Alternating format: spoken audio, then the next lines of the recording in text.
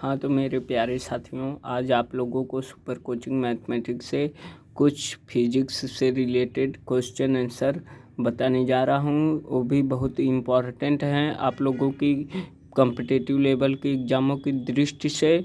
तो कृपया इसे आप लोग ध्यान से देखिएगा दोस्तों, और पसंद आएगी हमारी वीडियो तो हमारी वीडियो को आखिरी में इसे देखकर आप लोगों को लगेगा कि हाँ सर ने सही समझाया है, तो इसको लाइक और सब्सक्राइब करिएगा दोस्तों। तो देखो, विभवांतर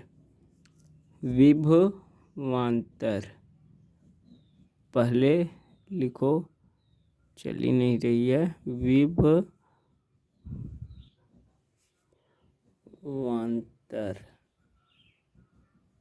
देखो, समझ में आ रहा है ना दोस्तों। तो विभवांतर देखो, विभवांतर हो गया। अब देखो, विभवांतर विभव में आने वाले अंतर को, विभव में आने वाले, अब यहीं पे लिख लो, विभव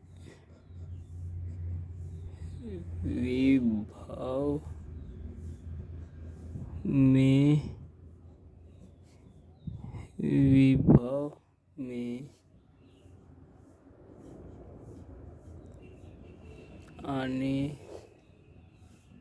वाले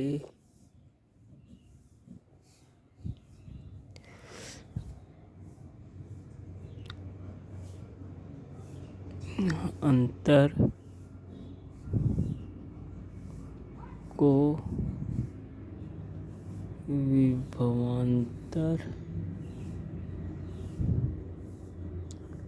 विभवांतर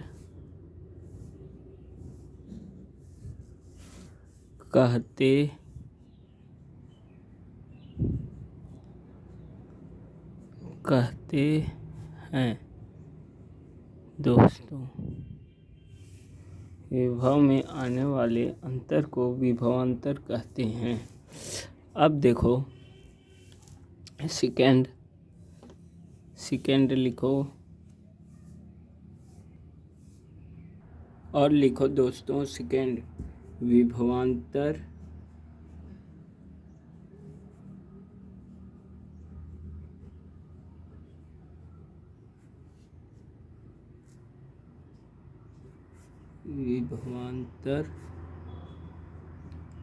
के कारण ही धारा बहती, देखो दिख रहा है ना, बहती है। विभवांतर के कारण ही धारा क्या होती है दोस्तों? बहती है। और यदि विभव समान होगा तो दोस्तों लिखो, यदि, अब लिखो तीसरा, यदि विभव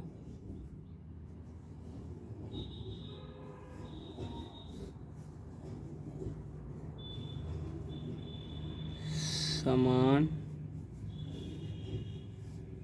देखो विभव समान होगा तो उनके बीच का विभवांतर शून्य हो जाएगा। विभव समान होगा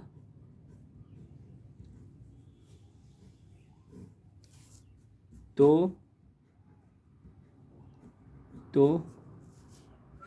उनके उनके बीच का विभवांतर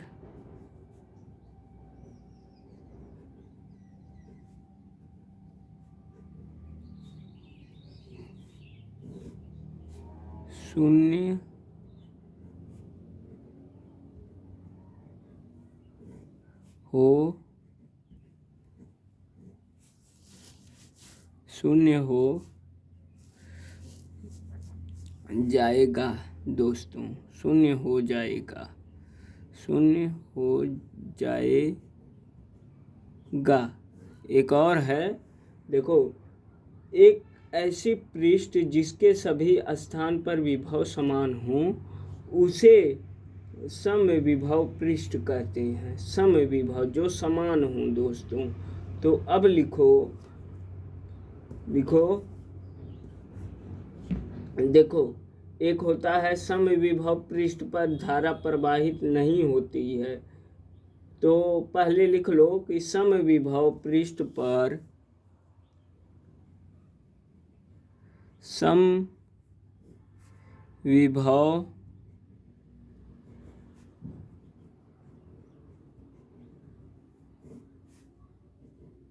पृष्ठ पर धारा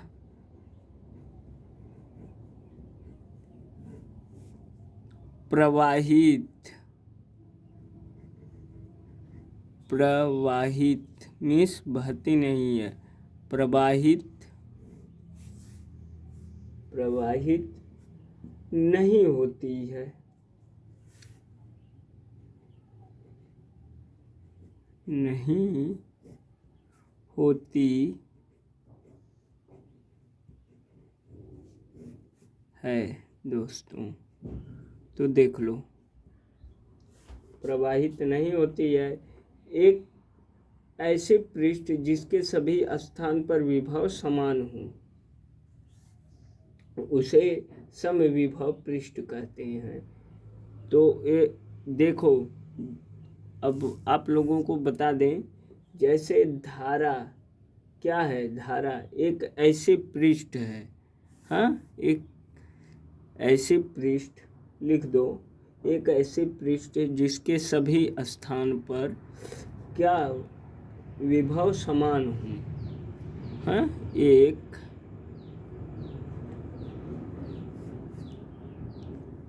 ऐसी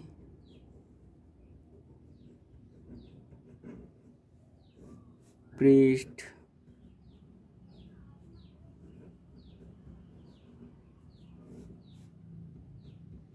जिसके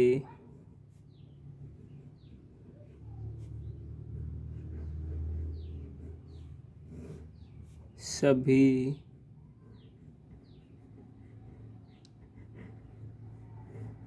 स्थान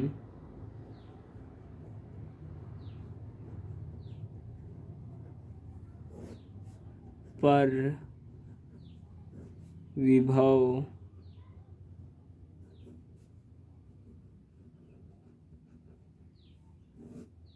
समान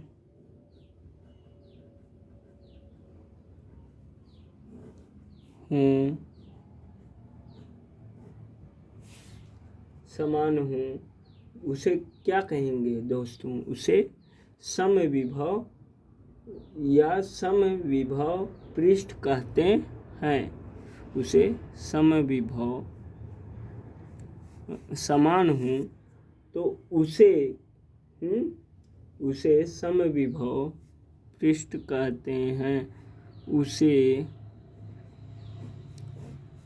समविभव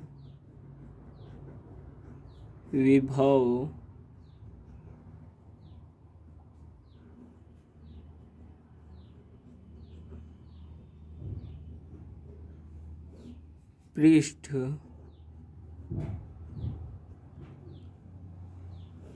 कहते हैं। तो अगली वीडियो में आप लोगों को प्रैक्टिकल करके समझाएंगे। हाँ दोस्तों, से समविभव पृष्ठ कहते हैं। अब समझ में आया? तो अब लिखो, अब देखो, ये विभवांतर के प्रकार थे। अब लिखो वोल्ट मीटर क्या है। सेकेंड लिखो दोस्तों, वोल्ट मीटर। यहाँ पे देखो,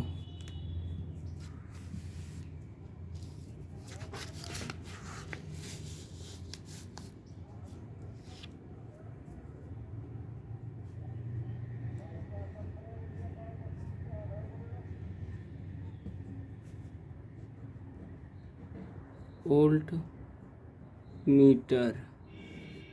अब वोल्ट मीटर देखो कितने प्रकार के होते हैं, कहाँ कहाँ पे इसका प्रयोग किया जाता है। तो अब लिखो, विभव को मापने के लिए वोल्ट मीटर का प्रयोग किया जाता है। दोस्तों लिख लो, क्या विभव, देखो बता दिए ना, विभव को ठीक से लिखो, विभव को मापने के लिए वोल्ट मीटर का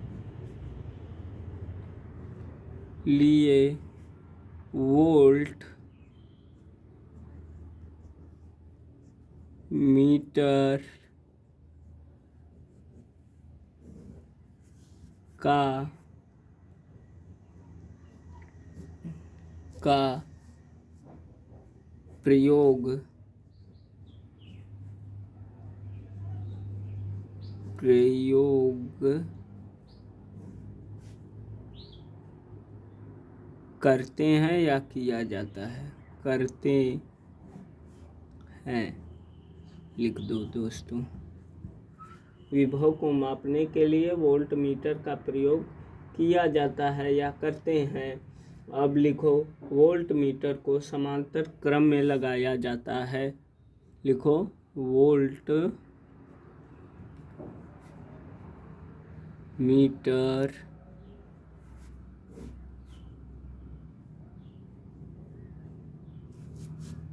को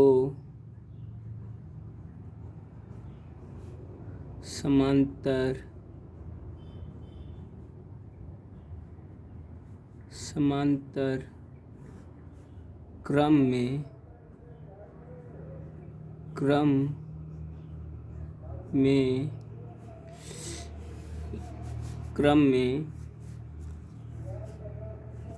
लगाया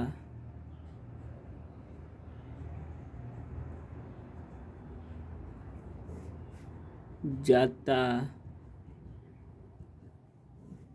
है। वोल्ट मीटर को दोस्तों समांतर क्रम में लगाया जाता है। अब देखो, अब वीडियो रोक कर लिख लीजिएगा। तो देखो, वोल्ट मीटर को समांतर क्रम में लगाया जाता है। और एक और लिख लो, एक आदर्श वोल्ट मीटर का प्रतिरोध इन्फिनिटिव होता है, अनंत होता है। हाँ दोस्तों, तो एक आदर्श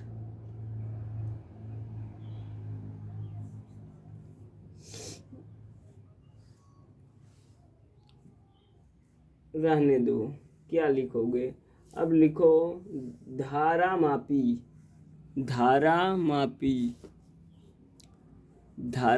अरे 2 लिख दोगे बहुत है। धारा मापी, ब्लैक पेन क्या करने के लिए है? धारा मापी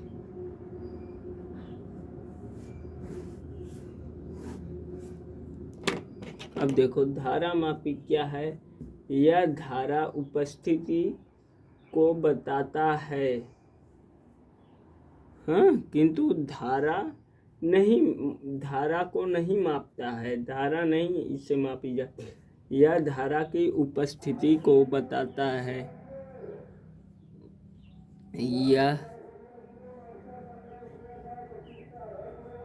यह धारा की उपस्थिति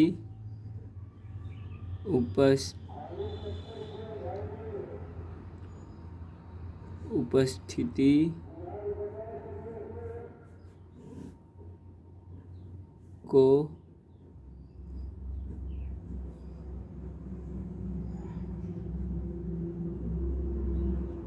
बताता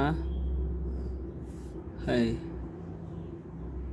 किंतु लिख लो, किंतु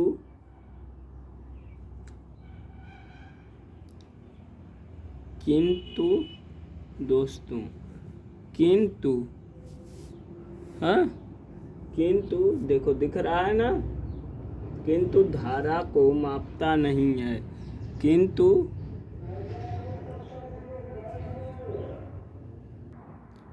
किंतु धारा को मापता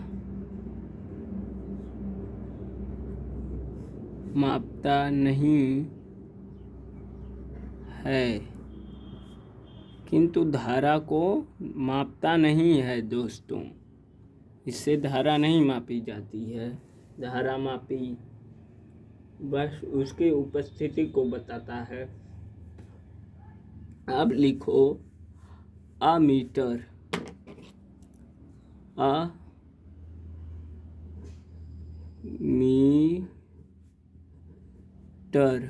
अमीटर दोस्तों, अमीटर लिखने के बाद जो है क्या करो, अब अमीटर लिख दिए।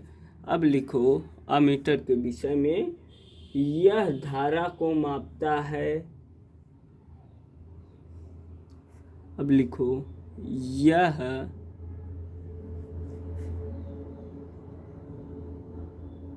धारा को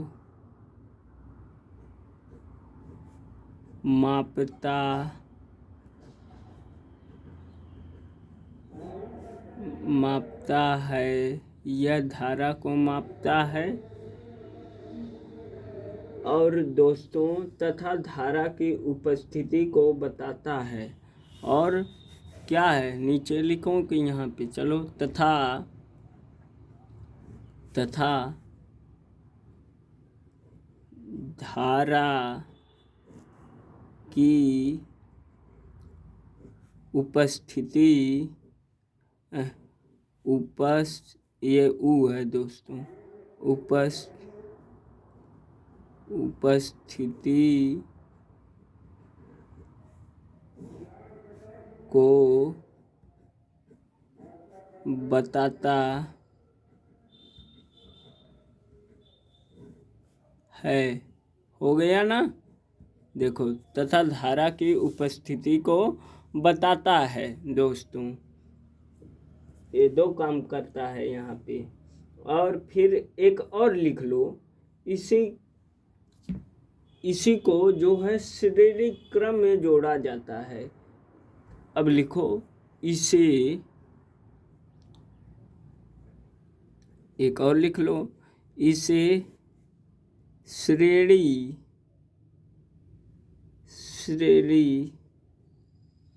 जो है, इसे जो है क्या कहते हैं, इसे हैं दोस्तों, इसे श्रेणी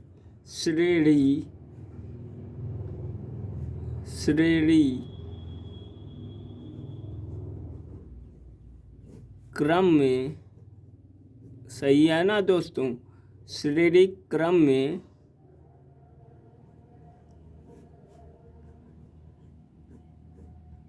जोड़ा जाता है।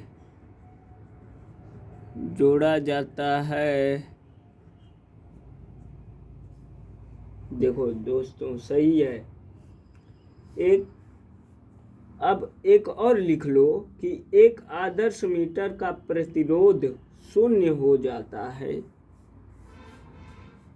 इसे श्रेणी क्रम में भी जोड़ा जाता है। और हमारे सर ने बताया था कि एक आदर्श अमीटर का प्रतिरोध 0 हो जाता है। एक आदर्श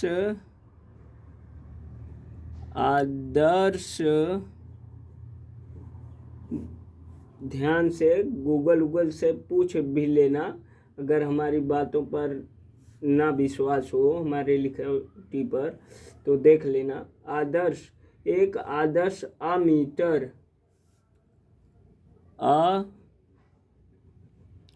अमीटर का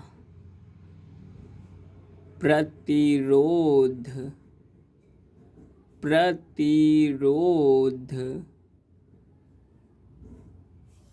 शून्य